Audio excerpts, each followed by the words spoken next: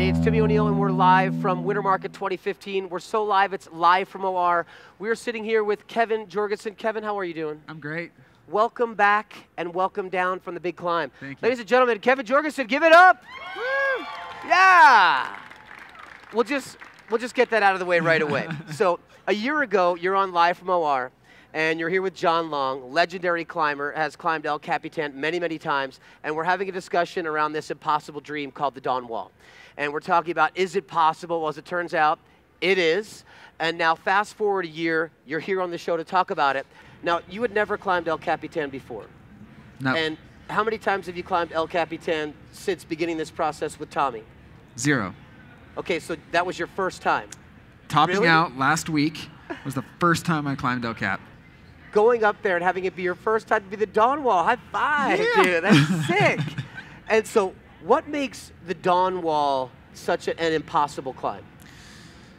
There's no clear place to go on the Dawn Wall. When you look at it, it's blank. It's totally blank.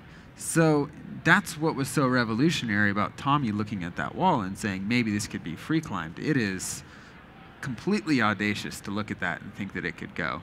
Now, the nuts and bolts of what actually makes it hard, it's the most continuously difficult route in the world. The pitches are stacked. In the first 20 pitches, there are 2 512s, and that's it. Everything else is basically 513, 13 plus, 14, 14 plus. It's heinous. So pitch 15, tell us about that. You're struggling on this pitch, multiple attempts, shredding your fingertips. It's becoming more unlikely. Tommy has now left you. He's above you, having freed the climb up to that point and even beyond. How are you feeling? Resolved. I didn't want to be the guy to almost climb the Dawn Wall. So I was resolved to climb it. And it was stressful, and it was depressing at times when I would come down and, you know, be bleeding out of both my fingers, and I just wanted it really bad. And I decided to push all the what if thoughts out the best I could and just have faith, for lack of a better word, that if I was patient and I focused, I would do it, and found that right moment.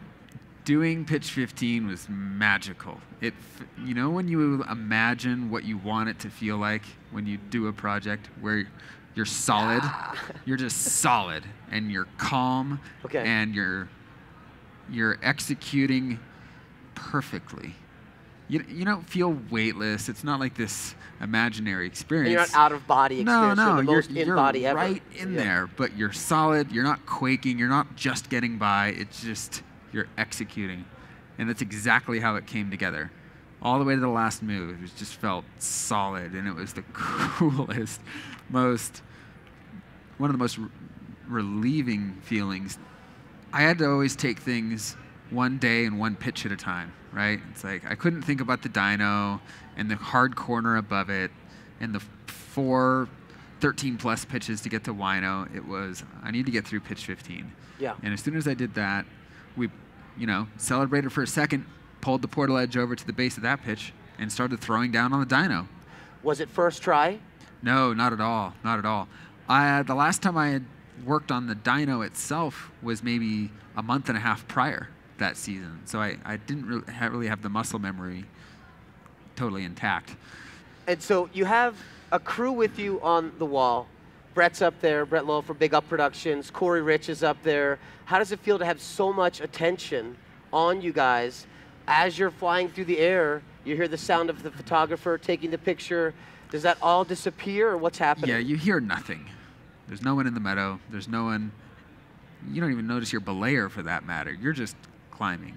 And if you can't block that out, let alone what's going on in the meadow or what people are saying online, I mean, what chance do you really have of doing those pitches anyway? So it was great to be able to share that experience and feed the support that was out there. I mean, that was amazing. We would never have done this route without the support of, our companions, our friends, our family, our community, our tribe. That's all really important. So, when did you know that you guys had it in the bag? When did you know you were going to send it? Tommy knew when he got to Wino Tower that there was nothing that was going to keep him from sending that route. He and I operate very differently, I think, in the way that makes us perform the best. He is the most optimistic guy I know. It's not that I'm not optimistic, but I don't perform well when I just assume that everything is going to be great. For me, it's not over till it's over. And it wasn't until I was belaying Tommy on the last pitch that I could take a deep breath and realize it's over. Nothing's going to fall and hit us. It's not going to be too hard. We're going to do it. But that's just how I had to approach it mentally in order to stay focused and climb really well through those last 4 pitches, which I ended up needing. You know, that flare, there's a big flare pitch, 4 pitches from the top that I got this big goby from, and it required a lot of hard work to get those last pitches done. Do you see you and Tommy doing more adventures? Explain a little bit, if you could, about your relationship, how it's transformed from both believing in and then accomplishing the Dawn Wall. I couldn't have done the route without Tommy, and I've heard him say that he couldn't have done it without me. So it's a special bond that you form with a climbing partner. You know this, especially when you're living on the side of a wall for a long time. You build a trust that gives you freedom to take crazy risk, to be confident, to believe in yourself fully, because you know that nothing's going to happen.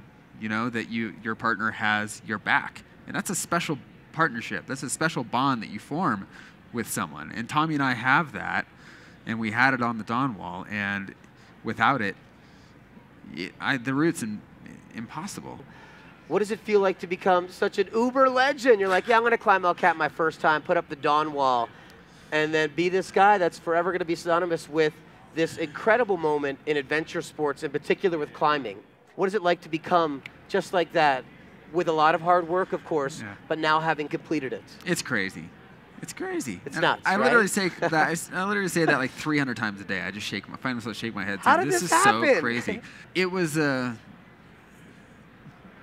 don't want to say difficult, but strange position to come down from living on the wall for 19 days to waking up at 3 in the morning to do press interviews on live TV all over the country and all over the world. I mean, that was just like, what is happening?